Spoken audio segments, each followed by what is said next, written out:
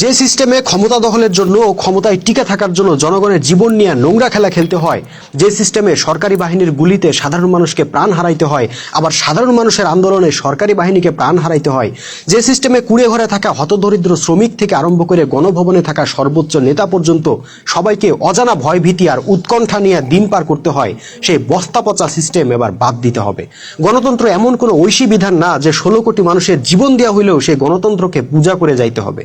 যে গণতন্ত্র আমাদেরকে শান্তিতে ঘুমানোর মতো পরিবেশ তৈরি করে দিতে ব্যর্থ হয়েছে, যে গণতন্ত্র আমাদেরকে ইরাক সিরিয়া হবার দ্বার প্রান্তে নিয়ে গেছে, সেই গণতন্ত্রের ডেড বডিকে আর কাঁধে নিয়ে বেড়ানোর দরকার নাই। বরং এমন একটা সিস্টেম প্রতিষ্ঠা করা হোক যেখানে ক্ষমতা নিয়ে কামড়াকামড়ি থাকবে না, যৌক্তিক দাবি আদায় করতে কোনো আন্দোলনের প্রয়োজন হবে না, রাজনীতির নামে দলাদলির সুযোগ থাকবে না, ছাত্র রাজনীতির নামে সন্ত্রাসের সুযোগ থাকবে না।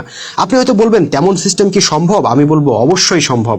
আল্লাহ রসুল সাল্লাল্লাহু আলাইহি ওয়াসাল্লাম সেটা সম্ভব করছিলেন, সাহাবীরা সম্ভব করছিলেন। কথা ছিল সাহাবীদের সেই সিস্টেম হবে আমাদের সিস্টেম, তাদের রাষ্ট্র ব্যবস্থা হবে আমাদের রাষ্ট্র ব্যবস্থা, তাদের শাসন ব্যবস্থা হবে আমাদের শাসন ব্যবস্থা। কিন্তু আমরা আল্লাহর দেওয়া ও রসুলের দেওয়া সেই সিস্টেম বাদ দিয়া পশ্চিমাদের তৈরি করা গুতাগুতির সিস্টেম আমদানি করছি।